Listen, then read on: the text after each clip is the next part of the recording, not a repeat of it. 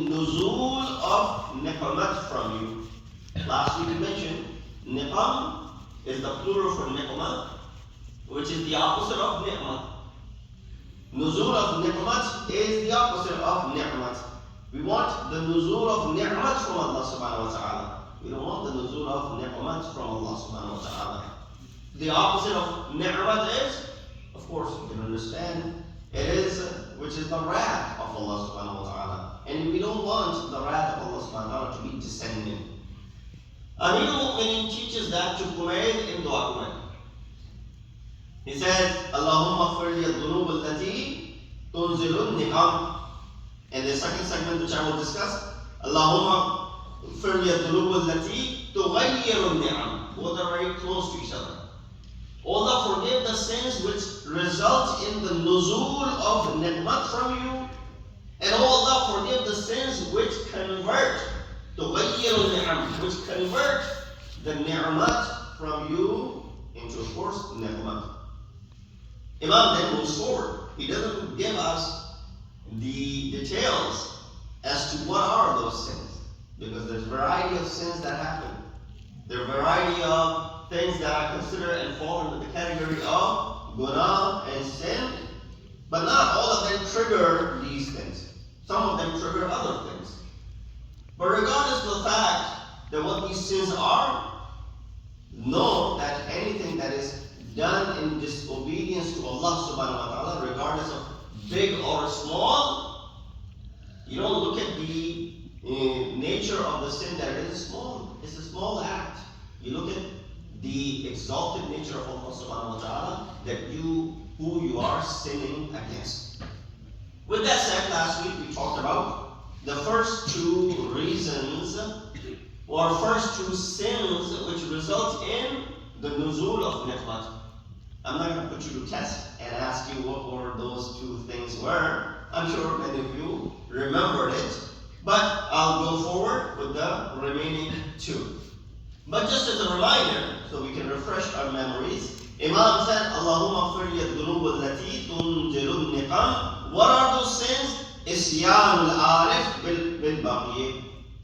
When a person commits isyan, ma'asiyat, bil-baghi, when a person commits this, the sins that draw the adversity become the reason, is knowingly committing baghawat. The word baghi is used in different meanings. Sometimes the word baghi could be just baghawat in general. But here, Shurah have mentioned the word baghi refers to the concept or the committing the sin of adultery. So the one who commits this act knowingly, isyanul arif bil baghi, becomes the reason that Allah subhanahu wa ta'ala's niqmat descends upon this individual. And we talked about it last week, so I won't go into the details of it. Number two, وَالتَّطَاوُلُ عَلَى النَّاسِ. Second thing that becomes the reason for the nuzul of wrath of Allah subhanahu wa ta'ala is tatawul al-nasi, when you make it difficult for others. When I can easy now, when you're in the maqam of teaching someone a lesson, that's a separate story. I want to teach my son, I want to teach my daughter, I want to teach my subordinate a lesson. So I make them work hard and take the longer route so they understand the worth and the value of something which I'm trying to teach. That's a separate story. But when you don't have to, you unnecessarily put someone into trouble just to get back at them, just to make them feel that it's not easy, and you make it difficult upon them. You make it as hard as possible. I could easily ask something, but I made it hard upon that individual. That's why Al-Raya says, when a person deals with people with ease, Allah subhanahu wa ta'ala will deal with him with ease. That's all it is. But if you deal with people with difficulty, unnecessary, tatawul here refers to unnecessarily putting someone into trouble. When you put someone into unnecessary harm ways, that is when Allah subhanahu wa ta'ala is going to put you in unnecessary harm. That will actually become necessary on behalf of Allah subhanahu wa ta'ala to put you into that. So these two were the ones that we had discussed last week. This was just a reminder. The two that Imam mentioned later, we says, وَالْإِسْتِهْزَاءُ بِهِمْ وَالسُّخْرِيَّةُ مِنْهُمْ. Number one is to istihza, yastahzi'un, is to mock someone, is to ridicule someone, is to, take someone and make fun of someone. Now, of course, when this is being done in a gathering where it is supposed to be that way, friends are sitting together and it is known that they're going to be picking on one another, that's not what is being mentioned here. But even then, you should be very, very careful. But when you're picking on someone and you're mocking them in front of others and you're ridiculing them, this is where it is resulting into the ni'mah, nuzul of the ni'mah from Allah subhanahu wa ta'ala. And وَالسُّخْرِيَّةُ مِنْهُمْ is pretty much in the same line when you make fun of someone in front of others. Now, why a person sometimes resorts to mocking another individual? What is the reason why sometimes people mock others? Why do they make fun of others? What results? What is the reason? That's very easy. Psychologically speaking, you can give me 10 different reasons why someone would be mocking another individual. But let's look at it from the ayat of Quran and the riwayat. Number one, we look at the ayat which talks about this in chapter 104, Surah Ramazan. Sometimes it is caused due to wealth. Believe it or not. That's why when sometimes wealth is addressed in a way which is to be avoided, of course you can't live without wealth. You need to have it in order to be able to survive. But when wealth which is being scolded, it is the wealth which is mentioned here in Surah Ramazan. وَيْلٌ لِكُلِّ هُمَزَةٍ لُمَزَةٍ. What is the next ayat? الَّذِي جَمَعَ مَالًا وَعَدَّهُ. The one who hoards the wealth and then counts it regularly to see that how much he has, how much he lost, or how much has he gained, and so on and so forth. Maybe kind of like when you and I are popping up the app of our bank and just to see if I received this or not, if this came or not, or how much I have in my bank account or not. You're checking just so that your checks can be clear that you have enough in your bank account. But someone who is in love with it,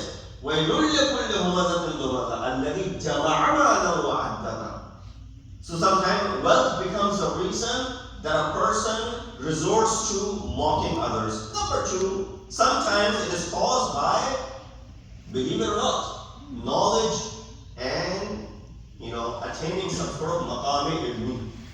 When a person attains some sort of maqam ilmi, they were far too content with their knowledge to pay attention to the messengers of Allah subhanahu wa ta'ala who brought them clear signs. These messengers brought them clear signs. Ayat number 83 of Surah Ghafir says this, فَرِحُوا بِمَا عِنْدَهُمْ مِنَ الْعِلْمِ وَحَاقَ بِهِمْ مَا كَانُوا بِهِ يَسْتَهْزِئُونَ.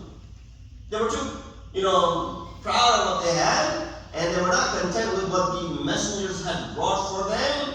What they used to do? The reason they received this torment for mocking our guidance. So sometimes your ilm and your knowledge, when you start thinking and considering that you have attained something, and you disregard the knowledge of Anbiya. You make fun of the knowledge of Anbiya, and you make fun of the ahkam brought by Anbiya. This is very critical. You say, well, who makes fun of the Anbiya? Who makes fun of? We don't have Anbiya in our lifetime. We haven't really interacted with the Nabi in our lifetime, but we have interacted with the teachings of Anbiya, have we not? We come across with the teachings of Anbiya that is found in Quran. And when you see that all of this is the word of Rasulullah through Allah subhanahu wa ta'ala, this Quran is the word of Allah through Nabi Akram. These are the teachings of Anbiya. If Quran is telling us something, and if you say, no, I am above and beyond, this is a book from 14 centuries ago, this is probably useful for people that lived back then, this does not apply to me, you are doing the same thing with people at that time did. In the ayat of Quran, there's so many examples of this regard. For example, the ayat of Quran that talk about polygamy. The ayat of Quran that talks about the shahada and bearing witness by women and men. The ayat which talk about the concept of talaq. Today, many progressive Muslims start questioning that.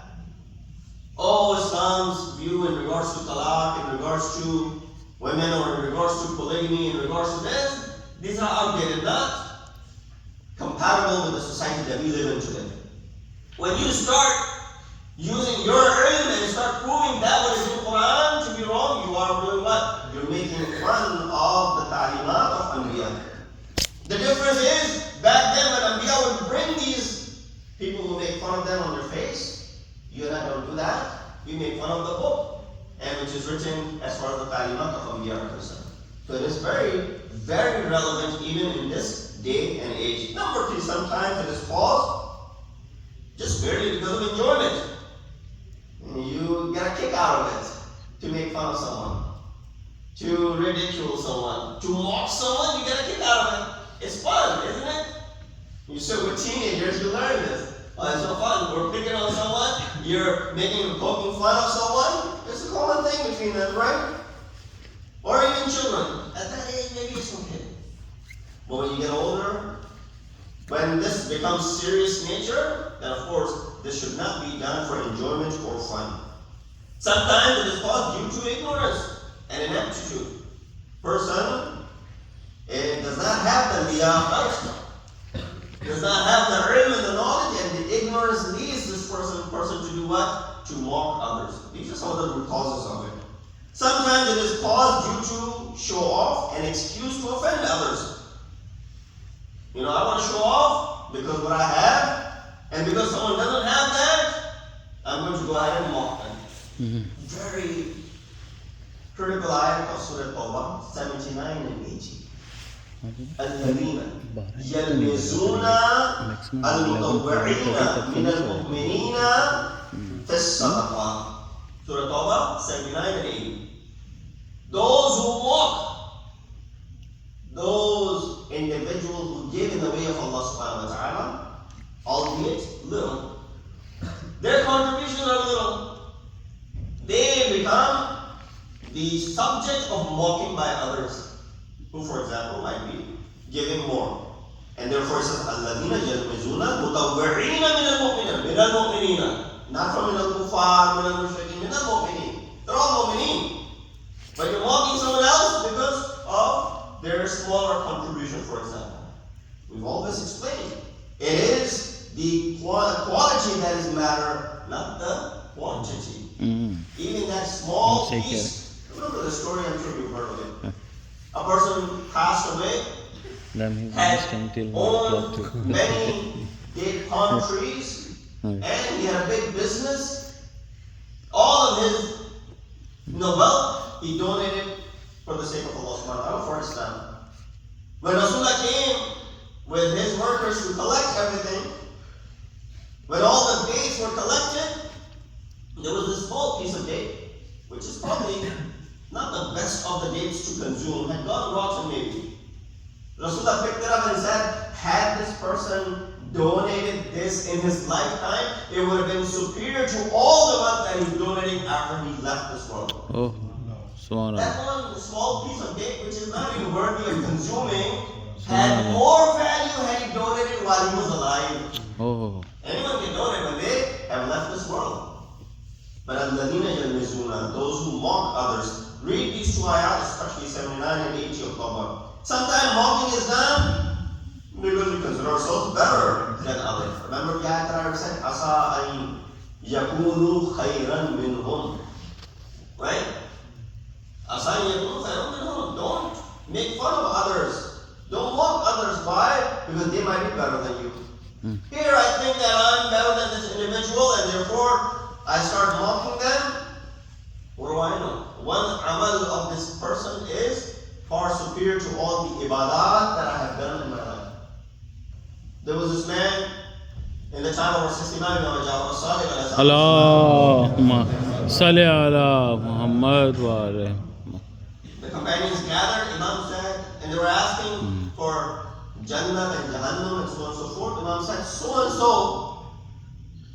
is guaranteed inhabitant of paradise. And people looking at Imam said, that person? who's, lives on the street, sort of like a beggar. And we haven't really seen him come to masjid and to pray and to do any of the ibadah or to contribute towards jihad or anything of that sort. He's nobody. And you're saying that person is inhabitant of Jannah, guaranteeing Jannah for him? Imam said yes. So why? Because he did so and so action. They come to that man and said, Imam just bear witness for you that you are amongst the inhabitants of Jannah. He said, really? Why? He said, because one day there was a man who came, there was a need of covering, you gave him your own clothes. He said, Wallahi, nobody was there to watch me.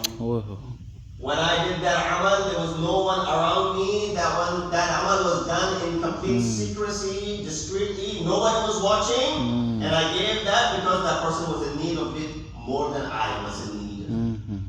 And then he said, Allah knows where to place his rasalat. Imam is the only one who could have knowledge to such things. He said, just that action. He said, nobody saw me. He said, exactly. You did that amal, nobody was watching, you did it purely with sincerity and khulus. That one amal is superior to maybe ours, 10s and 20 years of ibadat and sadaqat and i'tikafat and whatnot. It is Allah who sees the action and the value of that action. So therefore, quickly coming to the end, Imam said it is not in compliance with Iman for one to mock someone else. That's why the ayat of Quran says, Ya ayyuhalladhina amanu, la yaskhar qawmun.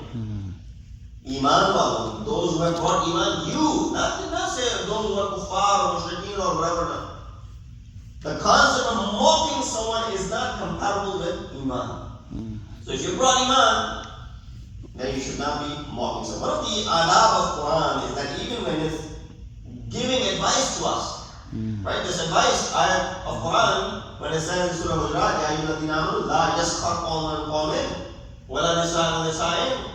This advice is for you and I. Even when the adab of Quran, look at the adab of Quran, when it's giving us advice, Allah subhanahu wa ta'ala does not say, oh, those who believe, you do not do this action, which is bad. Allah says what? Don't let some people make fun of some other people. Look at the adab of Quran. Quran did not come and say, you don't do this to someone else. That could be what? Indication that I am already doing it. When you and I are giving someone nasiha, when we say, oh brother, you who did this, you should not do it to someone else. Instead of saying that, you say, well, let's not do this to one another. Remember the story we teach this to our kids when Imam Hassan was we have to answerable. When they were young kids, not quantity. An old man was doing wudu wrong, and they wanted to teach him. Instead of saying, "Oh old man, your wudu is wrong. We are Sayyida Shabab Ahl-e-Jannah. We are the children of Ali and Fatima. We're the grandson of Rasulullah. We know how to do wudu. Your wudu is wrong."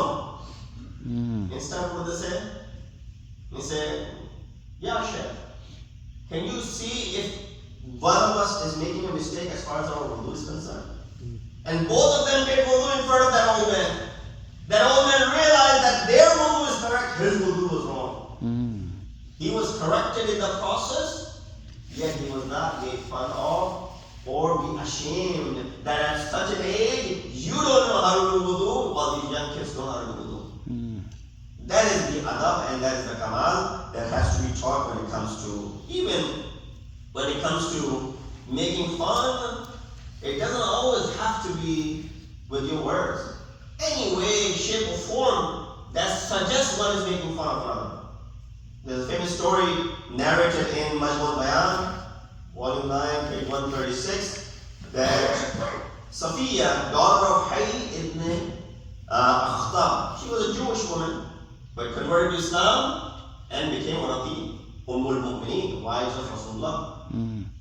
After a while, when she was living in, she embraced Islam, of course, after the victory of Khaybar, and that's where she became one of the wives of Rasulullah. She came to Prophet one day while crying. She said, and Rasulullah asked her the reason. She said, your another wife is mocking me by saying, oh, the daughter of a Jewish man. Oh, a daughter of a Jewish man. Even that was considered to be mocking someone and making fun of someone. Rasulullah said to her, why didn't you reply by saying, my father was Harun, my uncle was Musa, my husband is Muhammad? And this verse was, at that moment, this verse was revealed. Ya ayyuhalladhina amanu la yaskhar qawmun min qawmin wala nisa ala nisa. Salawat nabi Muhammad. Allahumma salli ala Muhammad. The second discussion in this regard is Allahumma ighfir li adh-dhunub allati tughayyiru ni'am. The first one was, oh Allah, forgive the sins which result in the nuzul of ni'mat and your adab and your wrath. This one is, oh Allah, forgive the sins which convert the ni'mat into adab. Gotta be aware of that. Allah has bestowed us with all these ni'mat and with these bounties. If we do kufran ni'mat, they are converted into sayyat. Then of course, when Imam is teaching this to Kumail, he doesn't put the details. Oh Kumail, these are the sins which result, which change your ni'mat into sayyat. But Imam Zalladin gives the details. He said, Al-Baghyu ala-nas was-zawalu an-al-'adati fil-khayr was-istina' al-ma'ruf wa-kufran al-ni'am wa-tark al-shukr. Aggression, transgression over people. Again, similar to the previous one. Decline from habit of doing good. You know, when a person is in habit of doing good, and then sometimes some sort of event happens in their life where they stop. They say, I don't want to do this. How many phases that you've seen come in the lives of people in their surroundings, that they're good, they're doing all the good things, you're very proud of them, and then the decline. They will leave everything. There are many examples in the history as well. A person by the name of Zohri, he was considered to be Kabutar Masjid, and as they call it in Farsi. Kabutar Masjid means the one who's always in Masjid, the pigeon of Masjid, right? He was always in Masjid. Now, I'm not saying that you're always here in Masjid, you should always come here in Masjid. No, he was always found in Masjid. Meaning that was one of the signs of his piety, that he was always in Masjid al-Nabawi, for example. But then when iqtidar comes, when power came, when he was given some sort of authority, the Quran that he was reading, he closed the Quran and put it away and he said, Hada firaqun bayni wa baynak. This is firaq between me and you, O Quran. I may not see you again. And then he left. And so that's what power does sometimes. When you gain some sort of power, what happens? That you lose and let go of the amal al-salihat that you were performing. False display of good. When someone does nifaq. Ungratefulness towards the bounties and abandoning the gratitude. Of course, I won't be able to do justice if I was to go in the details of all of these things, but these are the things which become the reason for the taghayyurun ni'am, that change and alter the goods into sayyah. You know, Allah subhanahu wa ta'ala also said in Quran, Surah Ra'd, Inna Allah la yughayyiru ma biqawmin hatta yughayyiru ma bi anfusihim. Allah does not change the state of a people unless they change themselves. So similarly, if you want the ni'mat to remain ni'mat, don't change. Don't make any moves which then result in the taghayyur of the ni'mat that has been revealed unto you. In fact, always pray that the ni'mat of Allah subhanahu wa ta'ala, albeit small, continue. As long as they're dawam, as long as they're continuation, even for a small amount, that is better than being abundantly given something all at once. And that's what you find in the lives of many such personalities. One of them is Fatima bint Kilabiyya al-Hizam, also known as al-Banin.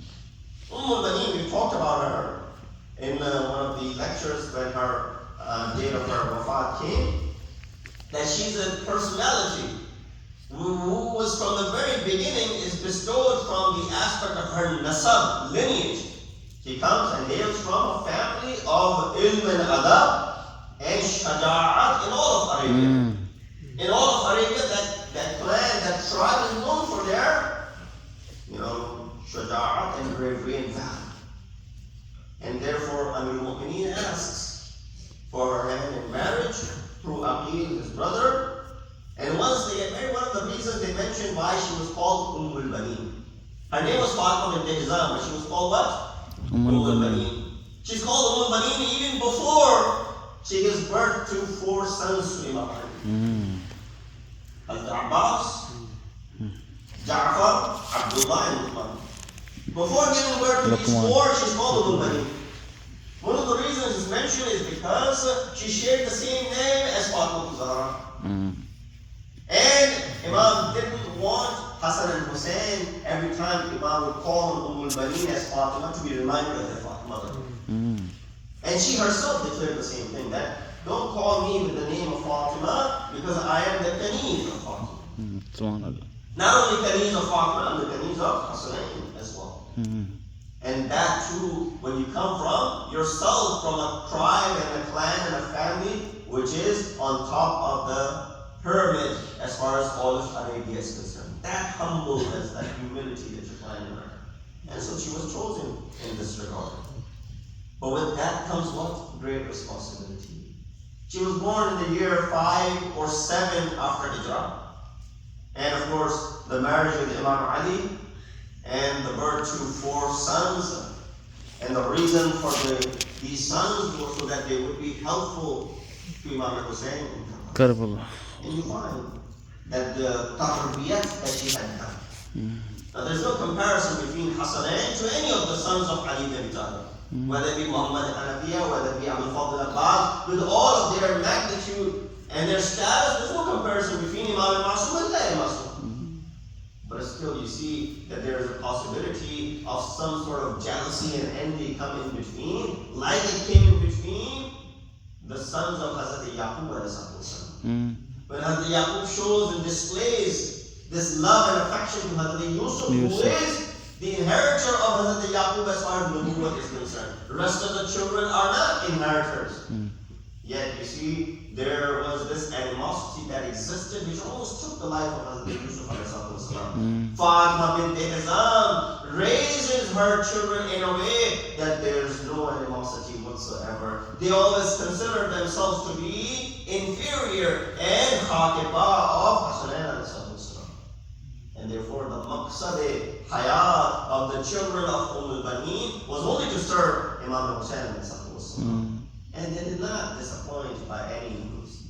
You find that how is it, it's not difficult for children maybe in Karbala. Although these are not children anymore, they're all grown men in Karbala. As Abul Fadl Abbas, born in the year 26 after Hijrah, he's 34 years old in Karbala. He's not a young boy. He's a grown man who himself has kids at that time as well. It may be easy for Abul Fadl Abbas to go to the battlefield and give Quran. But how much more difficult it is for a mother to let go of a son, that too honorable. It is phenomenal when you look at and study the mothers in Karbala. All in Muhammad is example in front of you. Now there were 2 sets of mothers in Karbala. One, those who were present, and those who were not present. al-Baneen is amongst those mothers who were not present in Karbala. The people who came to Karbala to side Imam Hussein to provide the support, that may be easy because you're there. Those who couldn't go, what do? They send their fidyah for Imam Hussein. Imam Hassan knows that he won't be alive at the time of Karbala. He sends his son, Hazrat Qasim, at service of Imam Hussein. Imam Hazrat al-Baneen knows that she won't be there. She gives 4 of her sons. And then aftermath of Karbala, when everything was said and done, Shahada takes place. This Qafla returns back to Medina. Upon return, Imam Zain al-Abidin tents outside of the outskirts of Medina and says to Bashir, "Oh Bashir, you are a poet.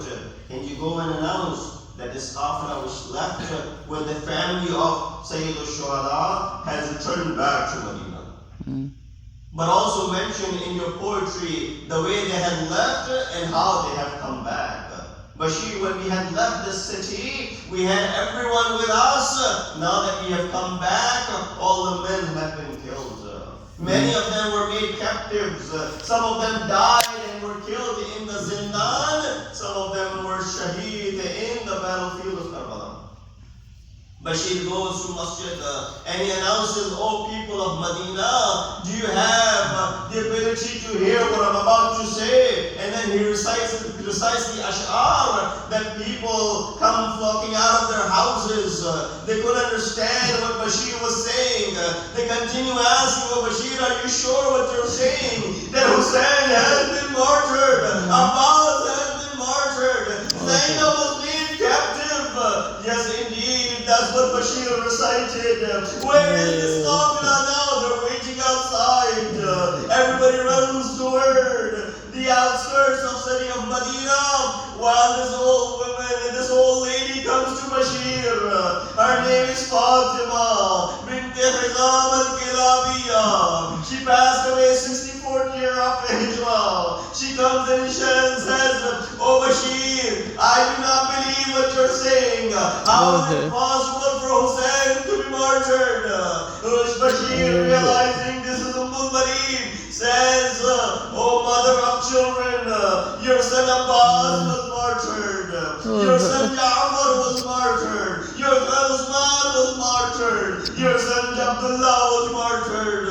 And that's where she says, "How is it possible for Hussein to be killed while I still have my sons?" Let it be known, O lady, as long as Qamar Bani Hashim was alive, nobody could dare come close to Hussein. Only after the wafat and the shahadat of Sayyid al-Shuhada, Hazrat Abbas, the Sayyid al-Shuhada left this world. Al-Barid throws herself to the ground and throws khak onto her head and says, "Arey mujhko ab Al-Barid na kehna, arey Al-Barid hi kaha, jinki mehman."